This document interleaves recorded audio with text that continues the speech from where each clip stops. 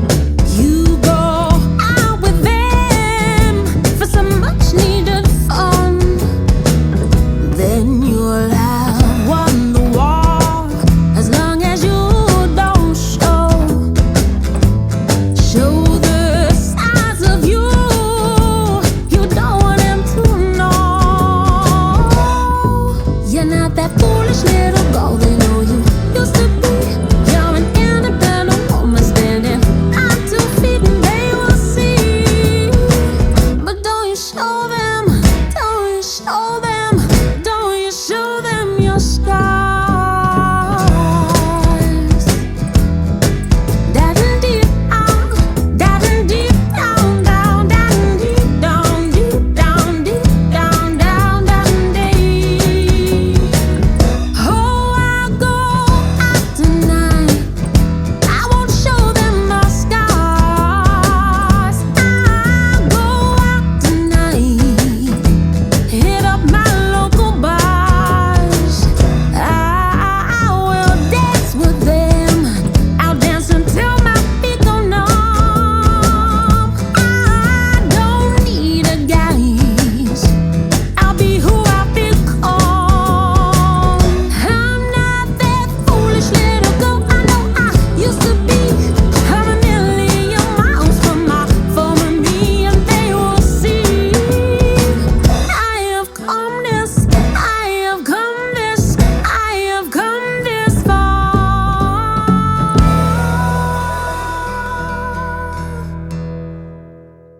I've done that, so now I'm going to say...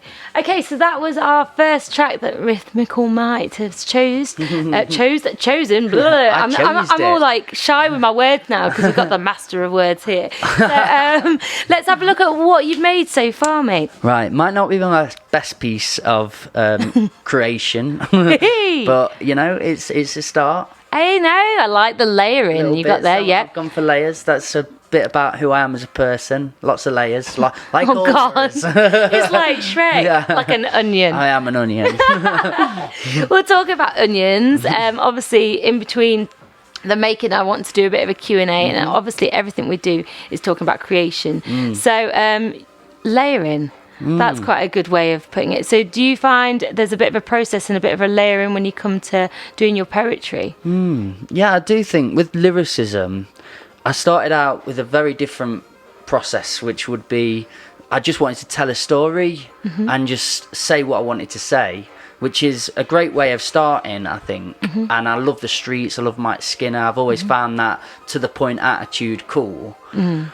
But with my messages now, my lyricism and my writing, I've tried to be a bit multi-layered with it. I have entendres here and there, metaphors, and make it a little bit more impactful, I suppose, or imagery based, but creating that layering effect, I suppose. That's cool. Do you feel like with the layering effect and like the entendres and stuff, do you think it gives a different dimension to your work? Yeah, I think in the past, if I've had criticism, which I do take on board and I listen to, it is... it's a bit simple. I've had that as a blessing and a curse, and I've had it as compliment and a negative before. People have said, it's a bit simplistic, isn't it? Or I've had to say, I love what you do because it's so simplistic. Yeah, so it can go either way. It can be a kick in the teeth or like it, yeah. So I'm not taking it on board as, I need to switch up because he said this.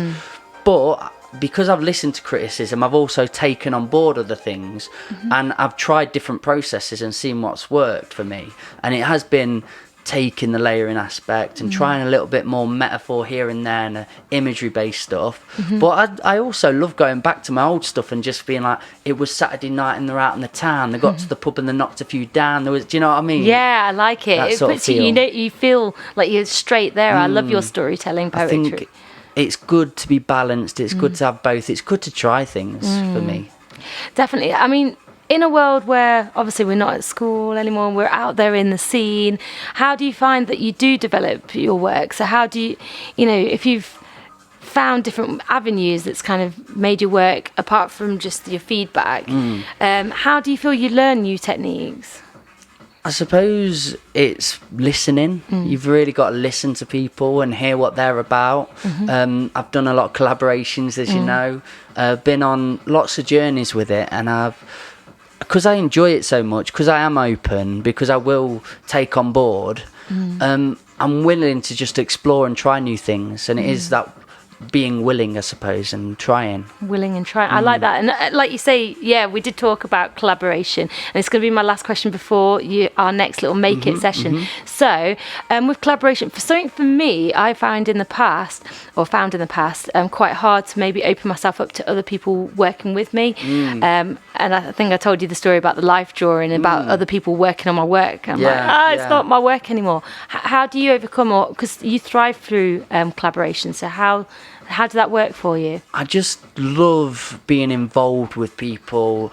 I've taken this concept away when I work with people. I work like this.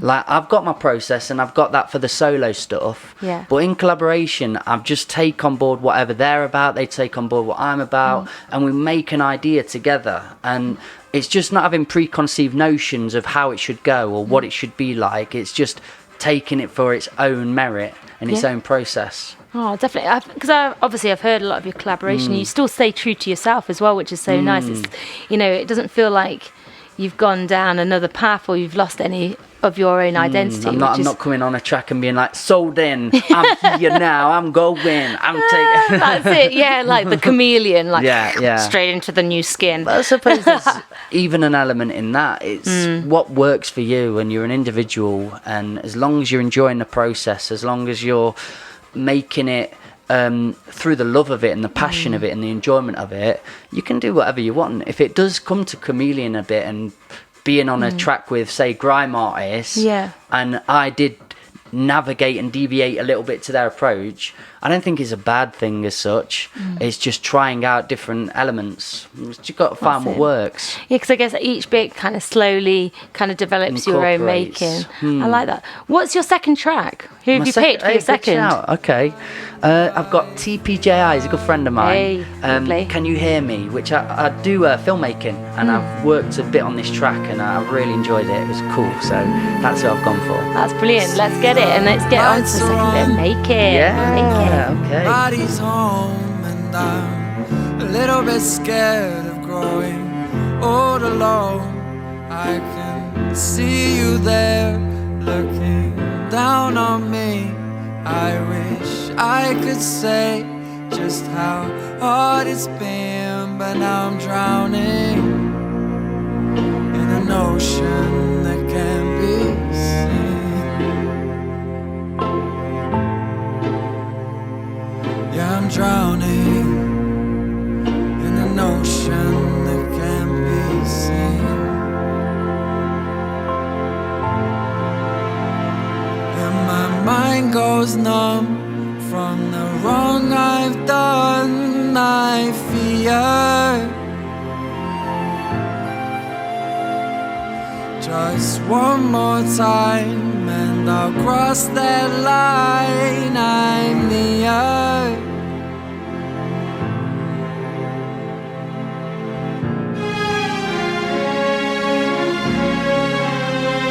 See the lights are on, but nobody's home, and I'm a little bit scared of growing old alone.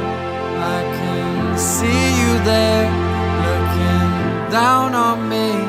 I wish I could say just how hard it's been, but now I'm waving in an ocean that can't be seen. Wrapping it back in, reeling you in. Oh, no.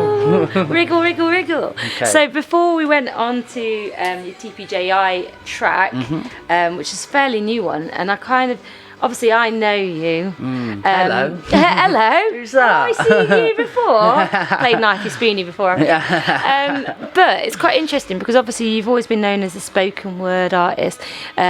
And in the last few years, you've really got into your filmmaking as well. Obviously, I've been there for the journey. I've done some really, really corny cameos. I really got to brush up on my. I thought you were great, to be honest. I really enjoyed it. Yeah. Hey, I'm not going to be on This Is England quite yet. You don't want that I reckon call I up. could. You don't need that call up. But it's quite interesting. So, where do you think have you learned or taken any skills from your poetry and your spoken word and your process of creation into filmmaking? I see a lot of sort of narratives that work alongside each other when making. So, I think talk. Working with other artists and being an artist has really helped me, because when I'm working alongside them, filming, and I'm seeing that they're not putting enough energy in, or they could do better because I know them as an artist, or they're a bit shy here and maybe they don't want to be performing in this way yet. Yeah, I can be an empath and take it on board and say, oh, do you know what, we'll wait a minute, or we'll try this, and have a good honest discussion with them and conversation. I do like to think that helps them. I do like to think me getting in their shoes and being from an artist perspective, I can, as a videographer and filmmaker, help them through that process of creating that piece that they're doing on that day. If it's a music video, it's a documentary, or whatever it is, I can listen to them and see what they need for that piece. It's interesting.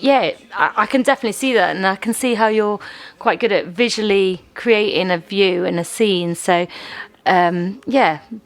through acting as well, you're very good at directing. I've just enjoyed it through school. As I say, I'd not done loads of creative endeavours when I was at school. I'd not done a massive process in it, but I picked the subjects that I thought I could mess about in the most. So don't we all? I picked media studies, just because I thought, I'll be able to sit back and relax. But doing that at school, I really did enjoy it. I enjoyed every bit of the process. I enjoyed storyboarding, and then thinking of locations and thinking of a place and where can we incorporate this. So I really think I'm naturally gifted in it because there is such a passion there, and there's something I want to be doing. That's your true love. Yeah, I can see that. It's nice to see that there is certain things that you do take from school still, and think, actually, I did love that. It was a hellhole for me, to be honest. I really had a bad time there. Really struggled, mental health, lots of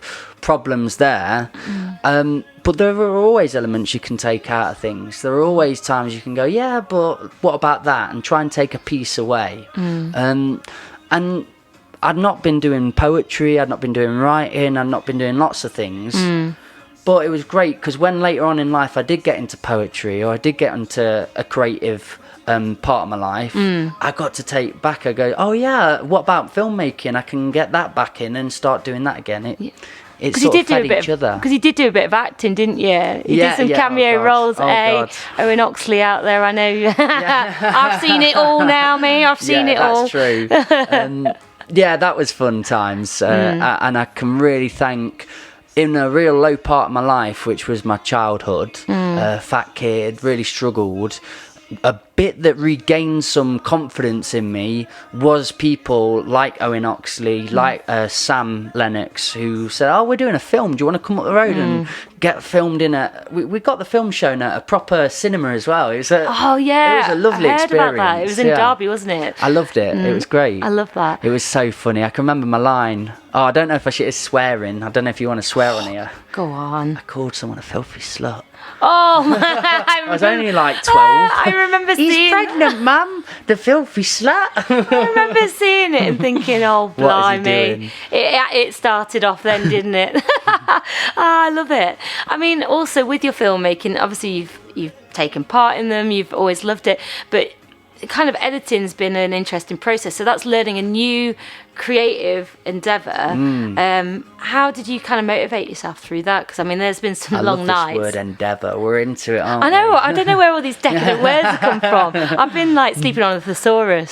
So sorry, Chrissy. What was that last bit? So the last bit, basically, you've through editing all your films, because you've done that part of it as well. You've had to create sort of motivation for a new endeavour, so like learning a new process that's been different from acting, from creating the scene, but actually editing. How have you in later life dealt with learning a new task, a new art? I think learning comes best when you want it, and when you I go into lots of schools and I see passive teenagers sitting there and being told something and given this like jargon. They're all sat there glazed over, but because I've struggled, or I want to find something out, it makes me hungrier and thirstier for learning. So then I go on YouTube tutorials, I'm going to friends, I'm asking questions, I'm speaking to people, but it's come from a place of need. And if you've got that in you, if you can build that in children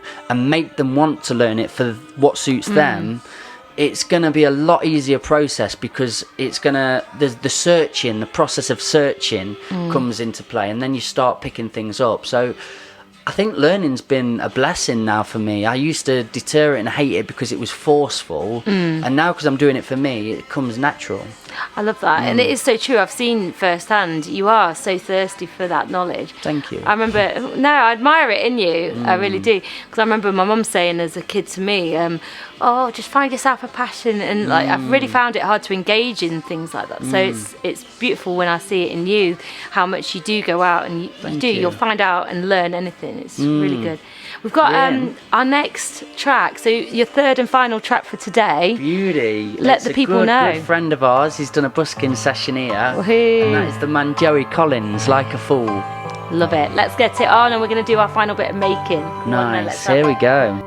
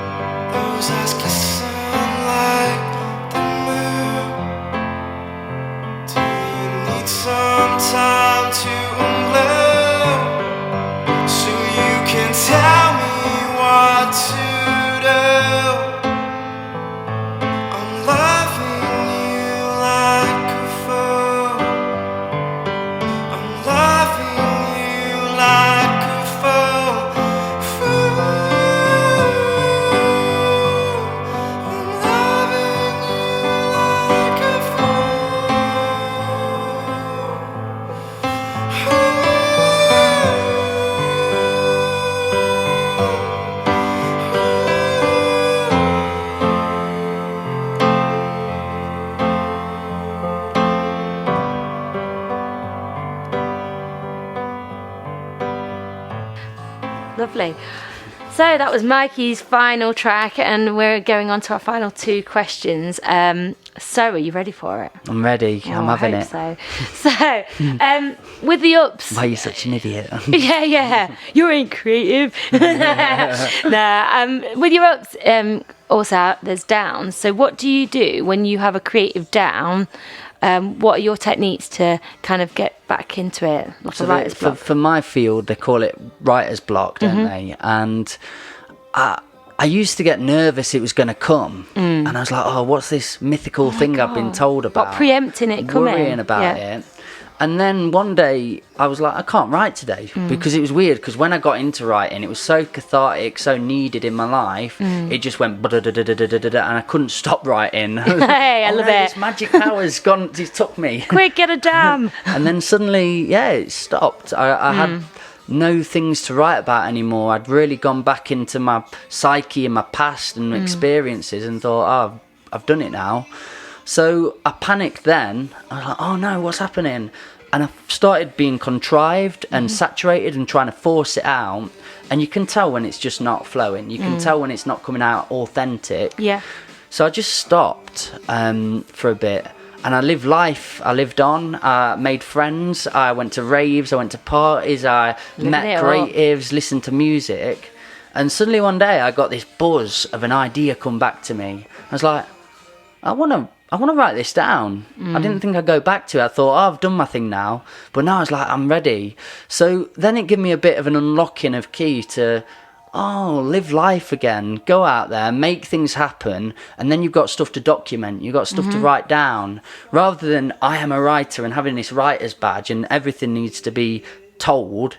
It's just take the right bits out. And another thing I've managed to do as well is, if it's not come from a place of I've experienced it, because I feel I am quite an empath and I can listen to other people, hear their stories, I can go, oh, what are they going through and what have they been through on this journey? How could I document that? So there's quite a few ways around it, but also I think my key is don't panic, don't worry.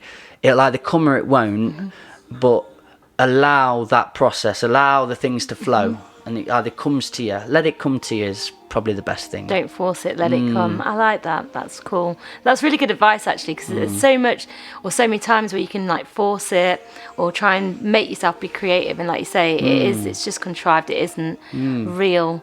My last question for today's Made It podcast is going to be, I just got all in the moment then. I was like, oh my God, what is the most... I was like, oh my God, world's creation. No, what is the most important thing for you? Oh my God, I had a God complex then. It just went on for 1 second.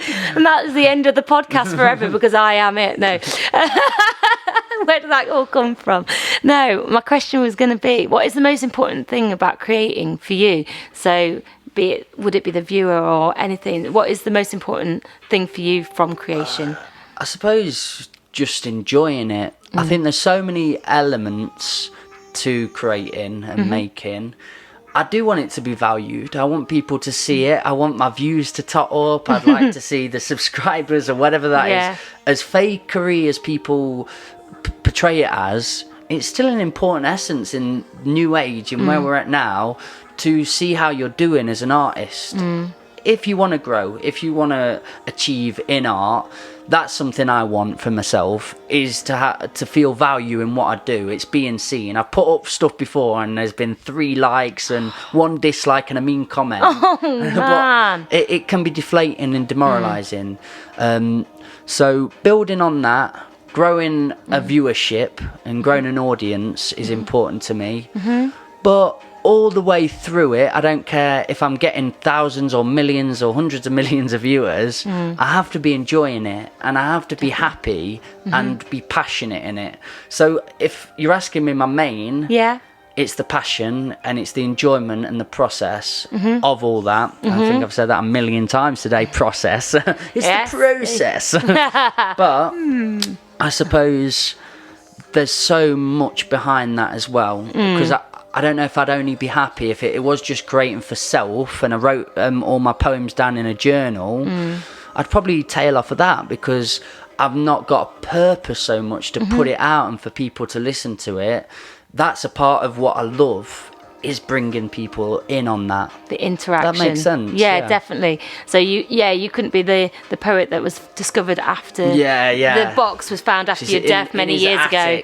Yeah, that's it. No, but interaction, the beauty of sharing. I love that. Oh, that's going to close us up for today. That's been our first ever I've really Made enjoyed It. this. It was You've made great. it. Actually, oh my God, I nearly forgot the whole point. You made it. The postcard. I want to Okay. see your postcard. Right, What have you here we go. made? I've got a school bus. Hey, Can it's you just see like how the one we're inspired I on. was? Hold it up for the Oh, camera. I love there it. he is. Oh, You can fun. buy this on Amazon or any. Yeah. Well, actually, we are going to have a collection of every maker making a postcard, and then we will be able to have those available for you to purchase. I've done a bit of a Corona-inspired one. Oh, God. Creativity heals. Yeah. Is what I put on mine. So I don't know if you can see it. So the darkness of my brain. Love it. But that's it. This has been Made It, and I hope you enjoy it. I hope you take something out of every message that our creators share with us.